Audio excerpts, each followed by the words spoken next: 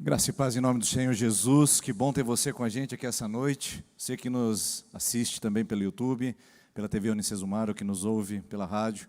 É um prazer ter você com a gente aqui essa noite também, se conectando e também participando conosco desse momento tão especial de celebração, que nos dá o ânimo, a força, para enfrentarmos os desafios que nós vamos encontrar aí fora, na nossa semana cheia de atividades, cheia de tarefas, e que nós estamos esperando chegar. E estamos também com alguns planos para ela acontecer, não é verdade? Aliás, essas duas palavrinhas fazem muito sentido para mim. Esperar e também planejar. Na verdade, uma coisa que eu não sei fazer é esperar. E outra coisa que eu não sei viver é sem planejar. Essas duas palavras parecem fazer parte da minha estrutura mental. Então, se você fala, espera um pouquinho, está automaticamente violando um código de alto valor para mim. Ou se você diz, não deu certo, é também uma palavra que me traz um grande desconforto. Aprendi desde muito cedo de que a gente precisa acelerar, não pode esperar, tem que fazer, e também precisa se programar, se planejar e fazer acontecer aquilo que você colocou como ideal. Foi bem assim que eu descobri que não é bem assim. Descobri que não é bem assim justamente no período da pandemia. Aquela pessoa que estava acostumada a não esperar, teve que esperar. Esperar as coisas melhorarem, esperar o governo liberar para a gente abrir a igreja, esperar para os eventos poderem voltar. Tive que esperar, simplesmente assim. E quem me conhece um pouquinho mais sabe que se você me convidar para pescar, ao invés de uma vara eu vou pedir um arpão. Porque para mim faz muito mais sentido eu procurar o peixe atrás dele do que o peixe vir até mim. Ou seja, ficar esperando todo aquele movimento trouxe para mim uma agonia, um descontentamento, uma desconfiança, um senso total de descontrole. Sim, senso de que as coisas não estavam do jeito que eu gostaria. Inclusive, aquela sensação de que vai acontecer, não vai, não vai, cancelou mais uma vez. Todos os projetos, todos os planos começaram a se desfazer e trouxe uma sensação tão angustiante de insegurança. Duas palavras que apareceram no meu vocabulário quando eu lidei com a minha limitação, então, enquanto tempo, enquanto a planos. Nós vivemos, quando as coisas não estão ao nosso contento, ao nosso agrado, aquela sensação de descontrole e de insegurança. E eu sei que eu estou fazendo aqui um momento de confessionário, falando sobre a minha fraqueza e falando sobre a minha experiência pessoal, mas eu tenho certeza que você sentado nessas cadeiras, de alguma forma ou em algum momento, também se identifica comigo. Quantas vezes a palavra espera trouxe para você uma total sensação de insegurança? Esperar pelo quê? Esperar como? E se não der certo? E se passar a oportunidade? E se a porta fechar? E se não acontecer? E se não for a minha vez? Ou seja, a sensação de completa insegurança ao ambiente. E quantas vezes um planejamento, um plano, um desejo, trouxe para você aquela frustração de que não deu certo, e então você sentiu aquela sensação de descontrole, aquela sensação de que você não tem o comando, de que você não tem o domínio. Quantos de nós estamos de fato frustrados agora, nesse exato momento, enquanto ouvimos esta palavra, com essa sensação, pastor, eu estou inseguro, porque tem coisas na minha vida que não estão acontecendo, e eu não me sinto no controle dessas coisas.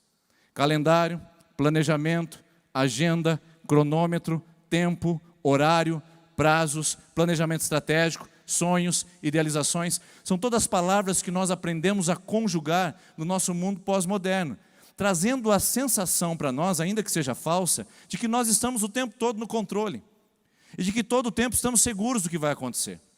Aí veio uma pandemia 2 anos atrás, de proporções catastróficas, e nos lembrou de quem nós realmente somos. Pó, somos nada, não somos divinos, não estamos no controle. E 2 anos depois, tenho o receio de que talvez nós estejamos nos esquecendo disso novamente. Estejamos tão senhores de nós mesmos, estamos tão senhores dos nossos destinos, estamos construindo o nosso castelo de sonhos novamente sobre alicerces tão vulneráveis e tão suscetíveis, que talvez estejamos nos esquecendo de que, de fato, você e eu não estamos nem no controle e nem temos certezas e seguranças sobre nada. Somos humanos. Mas por que será que nos sentimos dessa maneira então? Se nós não podemos ter o controle de uma vida que está muito além das nossas capacidades humanas, e se nós não temos garantias e certezas que estão também muito além das nossas condições meramente terrenas, por que a gente fica frustrado? Sabe por quê, queridos? Porque nós aprendemos a comprar um discurso ideológico que faz muito bem aos nossos ouvidos, mas que é muito falso ao nosso coração. O discurso iluminista, o discurso positivista, o discurso neoliberal, o discurso pós-moderno, que se assenta à sociedade ocidental, dizendo que o ser humano é senhor do seu próprio destino, e que ele pode modelar a sua própria mercê, ao seu próprio bem-fazejo, ele pode fazer a si mesmo todas as coisas. Ou seja, esse discurso que coloca o ser humano como centro de todas as coisas e capaz de coordenar todos os seus atos com precisão, com estratégia e com assertividade, é um discurso que cai bem aos nossos ouvidos e a gente fica animado com isso. Porque a gente ouviu isso há milênios atrás, no ouvido dos nossos pais, Adão e Eva, quando em Gênesis capítulo 3, versículo 5 diz: e vocês serão como Deus. Esse discurso ainda ecoa no nosso coração, ainda reverbera no nosso imaginário, ainda vem sobre nós qualquer palavra que diz: você é Senhor, você será como Deus, você será como uma divindade, você controlará, você terá segurança dos processos. Essa mensagem, embora seja falsa, faz bem aos nossos ouvidos, embora seja um engano, e você sabe disso, faz bem ao nosso ego, porque de fato nós queremos esse nível de controle. Nós queremos essa estrutura, nós queremos a dominação, e nós queremos a certeza e a garantia de que estamos de fato no caminho certo. Por isso que ficamos frustrados, porque acreditamos numa mentira, que logo, logo vai ser desmascarada. Se você está achando que é o fato de você fazer, de você realizar, pelos seus méritos, pela sua lei de causa e efeito, que você vai conquistar as coisas nessa vida, e que você vai ter garantias, você está no caminho errado da palavra de Deus. Como eu disse, isso é discurso ideológico pós-moderno, é nosso, é da cultura, é da sociedade, não é da Bíblia. Porque a palavra de Deus nos diz: o homem pode fazer planos. Provérbios capítulo 16, versículo 1. Eu amo essa palavra. Faça planos, planeje, trace estratégias, realize ideais, faça projetos, faça planos. Eu amo essa palavra. O problema é que ela vem acompanhada de uma outra asserção, que diz assim: mas a resposta certa vem dos lábios do Senhor. Então não há garantias de que você, tendo se esforçado e tendo feito tudo certo, as coisas que você imaginava acontecerão na sua vida. Por isso tem muita gente triste na igreja, tem muita gente de biquinho com Deus, tem muita gente fazendo birrinha. Eu magoei, eu estou tristinha, agora também não vou dar mais meu dízimo, porque olha só, eu dei meu dízimo certinho e a minha vida financeira não melhorou, eu nem consegui trocar de carro esse ano. Iluminismo, positivismo, discurso neoliberal, proposta de causa e efeito, você faz, você merece, você é o centro de todas as coisas, você está no controle. Não é Bíblia. Nós não conseguimos nos entender nesse ponto, queridos. Eu casei virgem, fiz tudo certinho, mas olha só como está meu casamento. Você se casou para ter uma lei de causa e efeito? Você obedeceu para ter uma lei de causa e efeito? Ou porque simplesmente era um ato de obediência e honra ao seu corpo? Aí não deu certo alguma coisa, aí não vale a pena. Eu fiz tudo certo, mas Deus não me honrou. Como é que é esse processo? Até onde nós estamos de fato com a Bíblia na mão, ou estamos com a nossa cultura determinando as nossas práticas? É bom pensar sobre isso, porque eu me vejo o tempo todo diante do espelho, com a minha mente de ocidental pensando: se eu fizer isso, vai acontecer aquilo. Se eu planejar assim, nós vamos chegar assim. Se nós conseguirmos, nós faremos. Inclusive, às vezes nós falamos: se nós fizermos assim com a igreja, se a gente conseguir crescer a 100 membros por ano, em 10 anos nós estaremos com 10 mil membros. Quem disse? Pode ser 100 mil, ou pode ser 300. O fato é que não há uma lei de causa e efeito. Nós podemos fazer planos, nós fazemos o nosso melhor, nós entregamos a excelência. Agora, o resultado disso pertence ao nosso Deus. Ou nós dependemos dEle, ou nós estamos em maus lençóis, como costuma dizer no popular. Ou nós dependemos dEle, ou nós estamos em mãos ruins, porque estamos no nosso próprio mérito, na nossa própria força, no nosso próprio empenho, e isso não é nada bom. Prova bíblica, já aconteceu isso em vários momentos das Escrituras. E também você também, provavelmente já é uma vítima disso, e tem mais experiência do que eu, para dizer que segurança e controle são palavras do nosso coração adâmico. A voz de Adão e Eva que grita ao nosso ouvido: serão como Deus. Mas, na verdade, descontrole e insegurança é parte da humanidade. E confessar que nós não sabemos, não podemos e não conseguimos faz parte do nosso processo de dependência.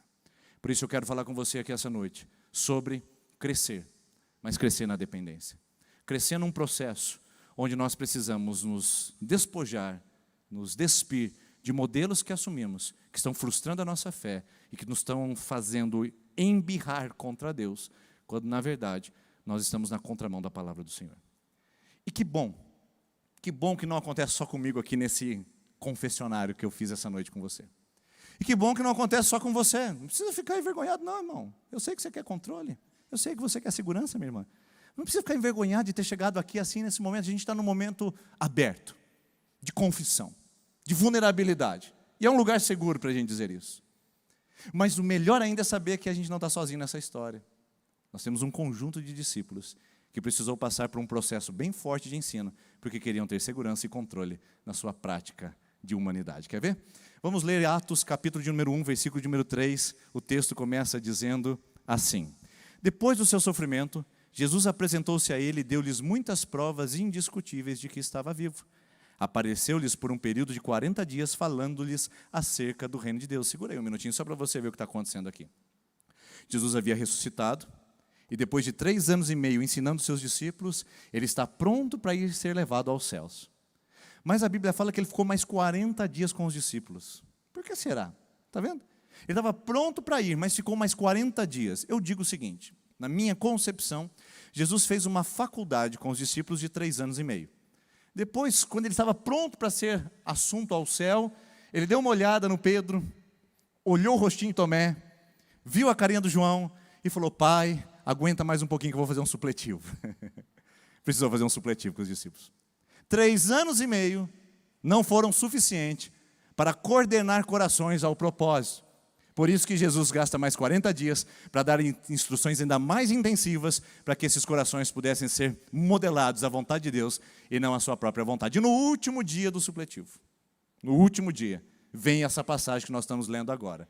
Dá uma olhada o que acontece no versículo de número 4. Certa ocasião, enquanto comia com eles, deu-lhes essa ordem: Não saiam de Jerusalém, mas esperem pela promessa do meu Pai, da qual falei a vocês. Pois João batizou com água, mas dentro de poucos dias vocês serão batizados com o Espírito Santo. Jesus faz o contrário do que o coração humano e a natureza adâmica pede.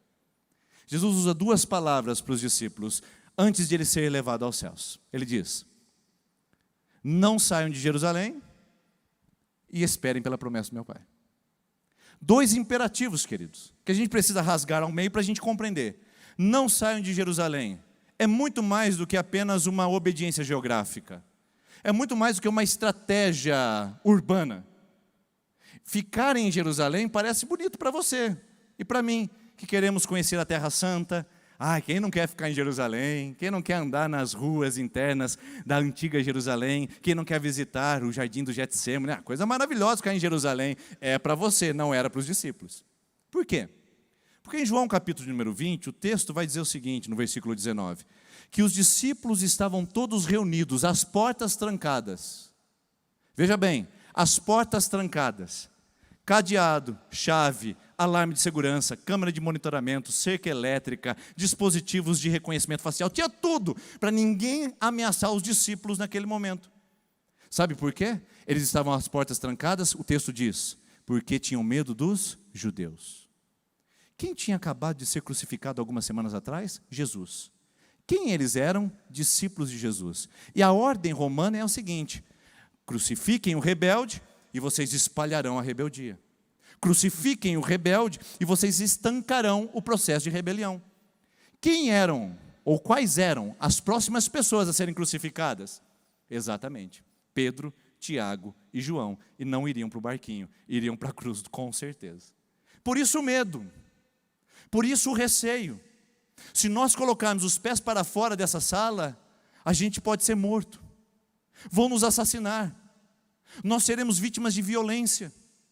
Vão nos perseguir. Então vamos ficar às portas trancadas, porque não é seguro lá fora. A ameaça insegurança. E Jesus olha para os discípulos e diz o seguinte: vocês querem ir embora daqui? O Pedro diz: claro, eu moro na região da Galileia. O Pedro e o Tiago também, nós somos daquela região paradisíaca. Lá não tem perseguição, lá tudo está tranquilo. Jerusalém está empolvorosa, Jerusalém está caótica, Jerusalém mata os profetas. A gente quer voltar para a Galileia. E Jesus fala: fiquem em Jerusalém. Eu não sei como esses corações receberam essa informação, mas eu acredito que possa ter trazido o que está trazendo ao seu coração essa noite. Quando Deus diz para você: está difícil o casamento, mas não saia dele. Lute por ele. Continue na sua Jerusalém. Está difícil o ambiente de trabalho, estão convivendo com pessoas tóxicas, mas continue firme nos seus propósitos, nos seus princípios. Não saia de Jerusalém. Mais uma vez, você quer mudar de cidade, ou você quer mudar de igreja, não saia de Jerusalém, fique no seu lugar, esteja onde o Senhor te chamou para ficar. Eu sei que você talvez esteja em lugar onde há desafetos, eu sei que talvez você esteja em lugar onde há desconforto, onde há alguns problemas que você está lidando há anos, mas a palavra é: não saia de Jerusalém. Se você quer segurança, você não vai encontrar lá fora, não vai encontrar saindo do seu casamento, num novo relacionamento, numa nova oportunidade. Você vai encontrar segurança num outro lugar que o mundo não pode oferecer. Aliás, Jesus já disse isso, e a gente pode adiantar essa conversa, em João capítulo 14, versículo 27. A minha paz vos deixo, a minha paz vos dou, e não a dou como o mundo a dá. Esse mundo propõe para você uma paz que não é duradoura e não é verdadeira. Por isso, tentar encontrar segurança lá fora é um problema. É melhor ficar em Jerusalém ameaçado com Cristo do que no mundo em segurança sem Cristo. É melhor a gente estar no meio de um caos onde Cristo está colocando ordem na nossa vida, do que numa vida organizada onde Cristo não está, e é um completo caos emocional e espiritual. Por isso que Jesus diz: fiquem em Jerusalém. Não é fácil, é um lugar de ameaça, é o epicentro de todos os conflitos dos discípulos. Eles estavam doidos para dar o pé daquele lugar, é lógico, é óbvio, eles seriam os próximos a serem crucificados. O plano de fuga estava sendo feito. E eu não sei porque, na minha cabeça, quem faz o plano de fuga é o Mateus, coletor de impostos. Se você já assistiu The Chosen, aquela série maravilhosa, e vale a pena você assistir, você já viu o jeitinho do Mateus. Eu acho que eles capturaram bem a ideia dele. Ele anota, ele prepara, ele é sistemático. Na verdade, eu acho que o Mateus fez o plano de fuga. Nós vamos sair aqui pela muralha, vamos sair às 4 horas da manhã, na primeira troca de vigília dos guardas. E aí Jesus vem e fala: acabou o plano, fique em Jerusalém. Desculpa dizer isso para você, mas fique em Jerusalém. Talvez esteja ameaçado, se sentindo desconfortável, mas não é hora de sair de Jerusalém. A segunda palavra é tão contraditória quanto a primeira: espere. E veja bem que a palavra, ela não vem com nenhuma orientação. Fiquem em Jerusalém e esperem, até que vocês sejam revestidos do alto, ou com o poder do Espírito Santo, ou do Espírito Santo. Você imagina receber uma ordem como essa? Esperar, queridos. Alguém chega para você e fala assim: por favor, espere aqui. Qual é a sensação que você tem? Você olha no relógio e fala: mas por quanto tempo? Você já ligou para o seu cartão de crédito e ela disse: aguarde na linha por um momento? Aí você fica lá. Aí você passou 25 segundos e fala: o que é isso? Vocês estão de brincadeira comigo. 25 segundos. Fora os 10 minutos, 15 de outras operadoras. Qual é a sensação de esperar? De desprezo? Desprestígio? O que você tem quando Deus fala para você: espere? Não é pela sua mão, não é pela sua força. Onde está o Salmo 40 dos nossos dias? Esperei com paciência pelo Senhor, Ele se inclinou para mim quando eu clamei por socorro. Onde estão palavras como essa? Sumiram do nosso vocabulário, porque nós não podemos esperar. Afinal de contas, quem sabe faz a hora, não espera acontecer. Vamos fazer, vamos acontecer, se mova, um passo já é suficiente, saia da cadeira, aconteça. Não importa se você está na dependência, não importa se você está em obediência, não importa se você está em princípios, o que importa é que você tem que se colocar em movimento, será? Essa é a mensagem desse mundo. Jesus fala para os discípulos: esperem. E pior do que esperar, é esperar sem nenhuma orientação para isso. Espere aqui, vai acontecer. Isso aqui, queridos, é um atentado à nossa divindade. Isso aqui é um atentado ao nosso controle humano. Deus não tem respeito com a gente quando fala para a gente esperar e não dá a orientação que a gente tem que fazer. Dá vontade de chegar no quarto, bater a porta e brigar com Deus. Algumas vezes comigo, eu fui aos fatos e fui lutar realmente com o Senhor. Senhor, eu não aguento mais esperar. Não sou assim. Não é assim, dessa maneira. Se o senhor tivesse me perguntado, eu já tinha um plano. Se o senhor está com dificuldade de planejar alguma coisa, eu tenho um plano, está aqui, ó, faz assim que vai dar certo. Só eu faço isso? Orem por mim, então, irmãos. Deus, se o senhor tivesse me consultado, eu tinha um plano melhor. Deus, se o senhor tivesse pedido a minha opinião, eu tinha outra estratégia para acontecer. Eu não estaria vivendo o que eu estou vivendo, esperando o que eu estou esperando. Não dá. Simplesmente esperar é um atentado à nossa autossuficiência. Esperar é uma lembrança de que você é homem, de que você é mulher, de que você é humano e que você não tem nenhum controle sobre as suas mãos. Posso te dar um exemplo? O meu pai teve um infarto aos 49 anos de idade. Eu recebi a informação numa cidade longe e vim correndo para conseguir encontrá-lo ainda no quarto, se preparando para a cirurgia. Conversei com ele no quarto. E aí o médico pediu para a gente se retirar, queria fazer os procedimentos anestésicos. E então eu encontrei pela última vez ali, antes da cirurgia, o meu pai passando pelo corredor, já um tanto atordoado pelos efeitos dos medicamentos. Mas eu consegui orar com ele ali naquela maca, enquanto estava no corredor, se preparando para o centro cirúrgico. E após a oração, o médico colocou a mão no meu peito e disse assim: agora você vai para a sala de espera, porque daqui para frente é com a gente. Irmãos, é difícil demais ficar na sala de espera. Você não pode fazer nada. Ele estava nas mãos dos médicos. Toda a minha capacidade, o meu plano. Eu não tinha condições de fazer nada pelo meu pai, era só sentar e esperar, porque não estava no meu controle, não estava em minhas mãos. É isso que a palavra espere fala conosco. É por isso que nós somos uma geração tão apressada, tão precipitada. Inclusive Provérbios 19:2 diz assim: não é bom agir sem refletir, porque o homem precipitado peca. Há um pecado constante no nosso coração por agirmos de uma maneira irrefletida e impensada, queridos. Por isso a palavra para o nosso coração é: espere. Eu sei que não é fácil. Eu imagino o Pedro recebendo essa palavra. O Pedro, queridos, o Pedro pegava a espada, cortava a orelha do pessoal. O Pedro ia na frente, ia chutando porta. O Pedro queria fazer uma arruaça em Jerusalém. E aí Deus fala para ele assim: Jesus, espera aí, Pedro. O Pedro estava com sangue nos olhos. Deixa comigo, eu vou fazer acontecer. E como muitas vezes nós estamos também com o nosso plano, com o nosso projeto, com a nossa impaciência, pronta para dizer: Deus, eu vou esperar até amanhã. Se o Senhor não fizer nada, deixa por minha conta. Não faça isso, por favor. Não faça isso, por favor. Não deu certo na história da humanidade. E provavelmente não vai dar certo com você também. Por isso, fiquem em Jerusalém e esperem. Aí acabou o culto. Amém. Deus abençoe, vão embora para casa, fiquem em Jerusalém e espere. Eu pergunto, você ficou confortável com isso, com essas duas palavras? Sair e agora é ficar em Jerusalém e esperar? Não está esperando outra coisa, não está? O que você perguntaria para mim? Não precisa ir muito longe, vamos ler a Bíblia, porque o que você perguntaria para mim é o que os discípulos perguntaram para Jesus. Dá uma olhada só no versículo 5. Então os que estavam reunidos com ele lhe perguntaram: Senhor, é nesse tempo que vais restaurar o reino a Israel? A gente faz essa pergunta, eu sei que você vai perguntar para mim. Mas pastor, quanto tempo? Mas pastor, quando vai acontecer? Pastor, quais são as garantias? É o que os discípulos perguntam para Jesus. Vamos dividir palavrinhas aqui de novo? Neste tempo, e restaurar o reino. Duas palavras que os discípulos querem: controle e segurança. Primeiro, o Senhor vai dar o controle para nós? Porque a gente está preocupado. É nesse tempo. A gente até espera, mas o Senhor não deu muitas garantias dessa espera. Vai ser nesse tempo que a espera vai valer a pena? Porque a gente até pode ficar na sala de espera, mas a gente quer garantias de que o protocolo está sendo cumprido, de que o plano está em ação, de que o planejamento estratégico está em atuação, de que as metas e os objetivos estão conversando entre si, e de que a gente está exatamente no lugar que deveria estar, esperando por algo que está iminente a acontecer. É o que os discípulos estão pedindo, queridos. Eles querem controle, eles querem calendário, eles querem agenda, eles querem cronos, a cronolatria, a idolatria do tempo, a idolatria da agenda, a idolatria do calendário, a idolatria da nossa humanidade, de tentar colocar o Deus eterno na nossa linha do tempo humana. É nesse tempo, Senhor, Jesus olha para eles e diz: como assim?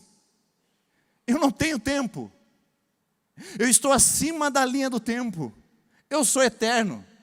Eu não existo como vocês dentro de um período de tempo corporal. Eu sou o que sou. Eu sempre fui. Por isso, se alguém alguma vez dizer para você, Deus não existe, você fala, você está certo.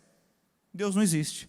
Deus é, sempre foi, sempre será. Hebreus capítulo 13, versículo 8. O nosso Deus é o mesmo hoje, ontem e o será eternamente. Deus não existe, Deus é desde todo sempre. Aí os discípulos imbecis, desculpe a palavra, olham e falam, Senhor, é nesse calendário nosso? Ai, irmãos, dá vontade de rir, não dá? Eu fico pensando nos discípulos fazendo esse tipo de abordagem para Jesus. E o Mateus com o calendário, ele vai, Senhor, é aqui que vai acontecer? Dá vontade de rir se não fosse conosco mesmo essa piada. Quantas vezes você colocou Deus no seu calendário e frustrou com isso? Quantas vezes você quer enquadrar Deus na sua própria agenda? Quantas vezes eu já fiz isso? Deus, está aqui o croquis, está aqui a plano, está aqui o projeto, está aqui a forma, está aqui a agenda, tem que ser até aqui, porque depois dos meus 30 anos eu não posso, depois dos 40 vai ficar difícil, e se chegar nos 50 não vai dar certo, Senhor. E é que talvez você esteja fazendo, eu já tenho 25 e ainda não namorei, eu tenho 30 e ainda não estou casada, eu tenho 35 e ainda não tenho filhos, tenho 50 e não fiz o meu plano de liberdade financeira e aposentadoria antecipada. Ah, irmão, crescer em independência é dizer, eu não tenho como colocar Deus no meu calendário, Deus não está sujeito ao meu cronômetro, Deus tem o tempo kairos, 2 tempos gregos na época de Jesus. O Cronos é representado pela figura da mitologia grega de um Deus que come seus próprios filhos. É o que o tempo faz. Ele devora. Mas a palavra grega para Deus, no tempo de Deus, é kairos, não é Cronos. Por isso que a gente deveria ter uma kairoscracia, a tirania do tempo de Deus, e não a cronocracia, a tirania do meu tempo humano. Não coloque Deus na sua agenda. Não ache que aqui acabou, que o seu tempo se extinguiu, que não há mais oportunidades, que as coisas chegaram ao fim agora. Deus pode mudar isso no estalar de dedos e você nem imaginar onde Ele te colocar, porque a palavra de Deus diz, Efésios 3:20, nem olhos viram, nem ouvidos ouviram, nem jamais penetrou. Opa, estou falando o texto errado, que é mais para frente esse. Efésios 3:20 diz, Deus é poderoso para fazer infinitamente mais do que tudo que pedimos ou pensamos de acordo com a sua vontade. Deus é poderoso para fazer mais do que você pede e pensa. Então, não seja medíocre de colocar Deus na sua agenda. Que eu não seja medíocre de colocar Deus no meu calendário. Porque foi o que os discípulos fizeram. E beiraram a tolice e a infantilidade, que também tem a tendência de fazer o mesmo conosco. Agora, olha só a segunda palavra. Que o Senhor vai restaurar o reino a Israel. Essa aqui, mensagem é boa, queridos. Essa daqui, você tem que saber o contexto para você ver a grosseria dessas palavras. Irmãos, eles simplesmente colocaram Jesus na parede. É uma palavra de grande desconforto para Jesus. Jesus passou 3 anos e meio ensinando para eles sobre reino de Deus. 40 dias de supletivo explicando sobre reino de Deus. Sabe o que eles estão perguntando? Senhor, a gente vai reinar com o Senhor aqui nessa terra e colocar um império romano para correr? Meu Deus! Por isso que Jesus diz, ó, geração tarda para entender e compreender. É tão lento para pensar assim. O reino é espiritual. O reino é eterno, o reino é invisível, o reino é de Deus. Vocês querem um reino terreno, um reino de César? Sim, eles queriam, sabe por quê? Porque eles estão dizendo aqui, Senhor, nós somos ameaçados pelo Império Romano, nós estamos com um problema em Jerusalém, eles vão querer degolar a gente, mas se a gente assumir o controle, sabe o que a gente vai fazer? Aí o Pedro pega a espada e fala, independência ou morte. Não, essa parte é do Dom Pedro I, eu acabei me empolgando. Mas ele pega a espada, levanta e diz, agora vai, a gente vai conquistar tudo, ninguém vai ameaçar, a gente vai andar de cabeça erguida, todo mundo vai lavar os nossos pés, eis que nós somos agora os discípulos do Messias, o reino está estabelecido na terra. Jesus fala, não, vocês não entenderam nada. Que imbecilidade, queridos. Beira a piada. E a piada seria ainda mais engraçada se também não fosse a piada que contamos para nós mesmos. Porque quantos de nós queremos criar o nosso reino? Quantos de nós queremos ser senhores de nós mesmos, do nosso próprio destino? E estamos inebriados. Estamos totalmente iludidos com um discurso antropocêntrico de que você é o Senhor da sua vida. É mentira. A Bíblia não diz isso. A Bíblia diz que você é dependente de um Deus que é soberano. Ele é soberano. Você é dependente. Ado a ado, cada um no seu quadrado. Não está na Bíblia. Mas seria uma boa instrução para cada um a saber até onde chega o seu limite. para saber até onde você vai. Porque muitos de nós estamos querendo ser divinos e esquecendo de quem nós somos na dependência. Esse reino que você está criando para você é um reino construído como castelo de cartas. Um vento vai simplesmente soterrá-lo, destruí-lo, desmoroná-lo. Esse fundamento que você está levantando em torno de si mesmo, da sua própria divindade, é fundamento frágil, vai desmoronar. Por isso que os discípulos dizem, eu queremos saber se nós vamos ter garantias de que nós estamos no plano e no tempo certo, e de que a gente vai reinar aqui na terra, porque a gente quer um reino nosso, a gente não quer ficar dependendo de outro reino, não. Aí, o que você acha que Jesus responde? Versículo de número 7, você acha que ele responde? O texto diz, ele respondeu, mas peraí, antes de a gente ver o que ele respondeu. Jesus é um lorde, queridos. Jesus é um gentleman. Ele simplesmente, ele trata as pessoas com muito carinho. Se fosse eu ali naquele momento, eu acho que o Vicentim que queima nas minhas veias, que quer buzinar atrás do cara, do maringaense, que corta a faixa, né? Que eu sempre falo assim, maringaense na faixa é igual os planos de Deus, é sempre um mistério. Você não sabe para onde ele vai. Você fica assim, agora para onde que ele vai?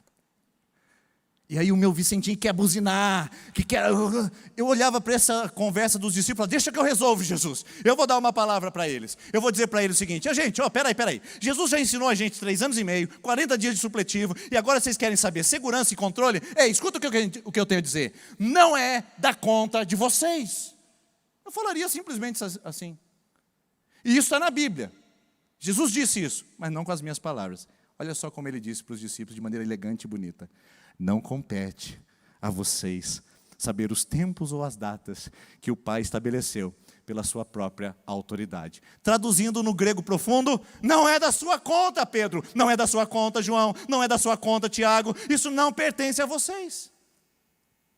Então a minha palavra para você essa noite é usar as palavras de Jesus. Você e eu, nós que queremos ter segurança, garantias, controle, planejamento e falar que nós somos senhores da nossa vida, a palavra para você e para mim não é da sua conta. Deus abençoe, boa semana. Aliás, vamos participar da ceia agora.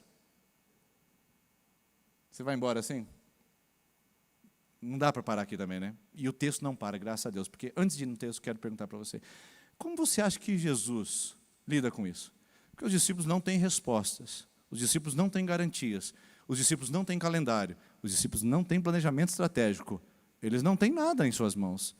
Eles precisam de alguma coisa. Jesus olha para a carinha do João, o João já está chorando. Meu Deus do céu, o que vai ser de mim, Jerusalém, espera desse jeito. O Pedro está dizendo assim, é só ele subir para o céu, deixa que a gente vai resolver isso aqui entre nós. O Tomé está dizendo, eu sabia. Eu estava certo desde o começo, eu não devia ter acreditado. Jesus dá uma olhadinha no rostinho deles e vê aquela interrogação que você está agora. O que eu faço então, pastor? Porque eu não consigo viver de outra maneira. Esse mesmo rosto seu deve ter sido o rosto dos discípulos naquele dia. E aí os discípulos estão pedindo por garantias, estão pedindo por sustentabilidade, estão pedindo por segurança, estão pedindo por controle. Jesus não dá nada disso para eles. Olha o que Jesus dá para eles. Versículo de número 8. Mas vocês receberão poder quando descer sobre vós o Espírito Santo, e vocês serão minhas testemunhas, tanto em Jerusalém, Judeia, Samaria e até os confins da terra. Eu quero dar uma palavra para você para dizer o seguinte: os discípulos pediram um calendário, Jesus deu o Espírito Santo. Os discípulos pediram uma garantia, Jesus deu o Espírito Santo. Os discípulos pediram uma segurança, Jesus deu o Espírito Santo. Jesus olhou para aqueles rostos assustados e preocupados e disse, eu sei o que vocês precisam. Vocês precisam de Jesus. Vocês precisam do Espírito Santo. Vocês precisam da minha presença. Vocês precisam da minha promessa. Por isso eu quero dizer para você, de nada adianta você ter um mundo organizado se a sua vida ainda continua em caos. É melhor você estar no meio do caos, dependendo do Espírito Santo que habita em você, porque é ali que a obra do Senhor acontece no seu coração.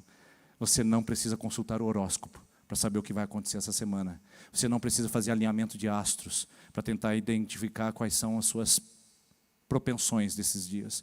Você não precisa fazer Ayurveda, compensação de chakras, alinhamento energético, para descobrir como lidar com a sua ansiedade. Tem alguns aqui que nem problemas biológicos têm para precisar do Rivotril, que você precisa do Espírito Santo, queridos. Não precisa de fluoxetina, alguns aqui não precisam. Respeito os que têm deficiências biológicas, isso faz parte da humanidade caída. Tomar medicamento para a sua ansiedade, para a sua síndrome do pânico, é a mesma coisa de tratar a pedra no rim. São problemas de dificuldades que nós passamos de adaptação, está tudo certo. Mas tem gente que está sendo dependente químico de medicamentos, quando poderia ter mais do Espírito Santo. Porque Deus não dá as garantias desse mundo, Ele dá o Espírito Santo. Ele não dá para você um planejamento estratégico, Ele dá o Espírito Santo. E eu quero dizer para você aqui essa manhã, não coloque as suas mãos humanas naquilo que é propósito divino. Eu falei aqui essa manhã, desculpe, aqui essa noite. Se você está assistindo pela manhã, valeu para você. Mas aqui quem está à noite, tem que ser à noite. Não coloque as suas mãos humanas naquilo que é propósito divino. Espere, fique, confie. E saiba que você tem o Espírito Santo, que é a garantia que Deus dá para você. Pastor, isso quer dizer que vai dar tudo certo? Você tem o Espírito Santo. Isso quer dizer que eu vou prosperar? Você tem o Espírito Santo. Quer dizer que o problema da minha família vai acabar? Você tem o Espírito Santo. Quer dizer que não vai ter mais dificuldade financeira? Você tem o Espírito Santo. Quer dizer que tudo agora na minha vida vai acontecer do jeito que eu planejei? Você tem o Espírito Santo. Não há garantias, não há segurança, só tem uma promessa. O Espírito Santo habita em nós. Amém, irmãos? É essa a garantia que a palavra de Deus dá. Você pode... Escute o que eu quero te dizer. Você pode ficar até sem informações, como os discípulos ficaram, mas você nunca ficará sem promessas. Você pode ficar até sem resposta, como os discípulos ficaram, mas nunca ficará sem promessas. Você pode ficar até sem explicações, mas você nunca ficará sem promessas. Porque Jesus, olhando para a preocupação do coração de discípulos inseguros e descontrolados, Ele diz: eis que estou com vocês todos os dias até a consumação dos séculos. É o Espírito Santo que nos dá a garantia, queridos. É só o Espírito Santo que garante para nós o que nós precisamos para essa vida. Quer ver? Você precisa de orientação? Precisa. João 14, 26. Naquele dia, vocês não precisam se preocupar com o que falar, porque eu ensinarei todas as coisas a vocês e farei lembrar de tudo que eu tenho ordenado. Você precisa de consolo, de amparo? João 14, 16. E eu rogarei ao Pai, e Ele dará a vocês um outro consolador, o Espírito da verdade que habita em vocês. Você precisa de revelação? Preciso de algo para me sustentar. 1 Coríntios capítulo 2, versículo 9, agora sim, nem olhos viram, nem ouvidos ouviram, nem jamais penetrou em coração humano o que Deus tem preparado para aqueles que o amam, mas Deus nos revelou pelo Espírito. Há algo do Espírito Santo em nós, revelando que nós estamos no centro da vontade de Deus, de que esse é o caminho, esse é o propósito, essa é a vontade, essa é a direção. Está se sentindo insegura, minha irmã? Está se sentindo inseguro? Romanos capítulo de número 8, versículo 16. E o mesmo Espírito testifica com o meu Espírito de que nós somos filhos de Deus. Você pode chamá-lo de Pai. Pai não desampara, Pai não desprotege, Pai não vira as costas, Pai cuida de você e mora dentro de você. O Espírito Santo é a promessa, não é a explicação, mas é a promessa de que o Pai está com você. Você precisa de um intercessor? Romanos capítulo número 8, versículo 26. E o mesmo Espírito intercede por nós com gemidos inexprimíveis, porque não sabemos orar como convém. Você precisa de coragem diante da sua timidez e covardia? Segunda carta de Paulo a Timóteo, capítulo 1, versículo 7. E nós não recebemos espírito de covardia para vivermos outra vez atemorizados, mas recebemos esse espírito de poder, amor e moderação. Está tudo aí. Está tudo na palavra. Conheça o Espírito Santo, ame o Espírito Santo, viva o Espírito Santo. E em nome de Jesus, rejeite as promessas mundanas e ocidentais de que você está no controle e de que você tem segurança. Esse mundo não pode oferecer o que só a segurança de Cristo que mora em nós pode oferecer. É hora de Bíblia, irmãos, e não de conversa fiada. É hora de Bíblia e não de filosofia humana. É hora de Bíblia e não de elucubrações mundanas. É hora de Bíblia, a palavra de Deus habitando, vivendo em nós, porque a fé vem pelo ouvir e ouvir a palavra de Deus. Vamos colocar em pé, vamos orar juntos. Senhor, nós vamos cantar essa canção juntos nesse lugar, que declara que nós estamos seguros em Tuas mãos. nos traz isso essa noite, Pai. Senhor, o Senhor sabe que essa palavra me incomodou demais até entregá-la essa noite. Não era a palavra que eu queria, não era o tempo que eu pensava, não era o que eu tinha planejado para essa igreja. Mas, Pai, eu tenho certeza que tem pessoas que precisam ouvir disso. Gente que está vivendo uma crise de ansiedade sem limite. Gente que está achando que vai fazer tudo e tudo vai dar certo e vai se frustrar lá na frente. Gente que está confiando mais no seu poder humano do que nas suas mãos divinas. Essa palavra vem para nós, Senhor, para confrontar o nosso coração a depender mais de Ti. Ah, coração enganoso. Ah, coração mentiroso. Ah, coração iludido. Essa noite não. Porque estás abatido, a minha alma, e porque te perturbas dentro de mim, eu dou uma ordem a você: espera, espera. Essa palavra é para você, meu irmão, que veio essa noite. Espera. Porque você está abatida, minha irmã, espera em Deus, pois ainda você o louvará. Você não tem explicações, você ainda não tem respostas. Há uma frustração no seu coração, algo te confrontou profundamente, mas não é porque não tem explicações que Deus não está no controle. Espera, espera, porque ainda você o louvará. Você ainda o louvará, você ainda confiará. Por isso, em nome de Jesus, essa noite, Senhor, toque o nosso coração, para que possamos confiar mais e mais no Senhor. E possamos saber que pode não estar no nosso calendário, mas nem por isso é ruim, porque os planos do Senhor são maiores, são mais perfeitos, em nome de Jesus. Eu quero convidar você a ser uma pessoa dependente de um Deus que é inagendável e incalendariável. Eu gosto de inventar palavras. Nosso Deus é incalendariável, assim como meu filho Heitor. Quando eu fui para a Amazônia em 2011, passar um tempo de mais ou menos 12 dias lá na floresta, eu saí de casa e deixei uma esposa e uma filha. E quando eu voltei 12 dias depois, eu cheguei com uma informação de que eu tinha uma esposa, uma filha e um bebezinho na barriga da minha esposa sendo gerado. Nós não podemos ser pais da maneira natural, é só milagre de Deus que trouxe os nossos filhos. E o nosso filho Heitor é uma bênção que chegou, mas o Heitor não foi planejado. A gente não estava planejado financeiramente, a gente não estava planejado calendarialmente. A gente estava simplesmente assim vivendo. E veio o Heitor sem plano nenhum, sem projeto algum, mas chegou o Heitor. 8 meses de gravidez, tudo correndo bem, sabe o que acontece? O Heitor, que é inagendável e incalendariável, resolveu nascer antes da hora. As avós 700 quilômetros de distância, 3 semanas depois para chegar. A bolsa de maternidade por fazer. E a minha esposa com contrações, lá vai esse homem levar a esposa para a maternidade, para ter o bebê. E cadê a bolsa? A bolsa eu não fiz. E deixo a esposa na maternidade, corro para casa. Já pensou o homem fazendo bolsinha de bebê, queridos? E coloca isso, coloca aquilo. E aí você passa a mão numa garrafa de refrigerante, fala, vai que precisa. Pega um abridor de lata, coloca dentro, fala, tem que levar tudo. E quando eu cheguei, estava saindo de casa, peguei a câmera fotográfica, cheguei na porta da maternidade. Só escutei o barulhinho, chorando o Heitor. Não deu tempo nem de tirar foto do nascimento dele. Esse menino é incalendariável, inagendável. Não estava nos nossos planos, mas foi o melhor presente de Deus na nossa vida. Eu quero dar essa palavra final para você. Quantas coisas não estão no seu plano, não estão na sua agenda, mas que são o melhor presente de Deus que estão por vir na sua vida. Você recebe isso essa noite em nome de Jesus, amém? Tem coisas melhores e maiores de Deus na sua vida que não estão na sua agenda e não estão no seu calendário. Receba em nome de Jesus.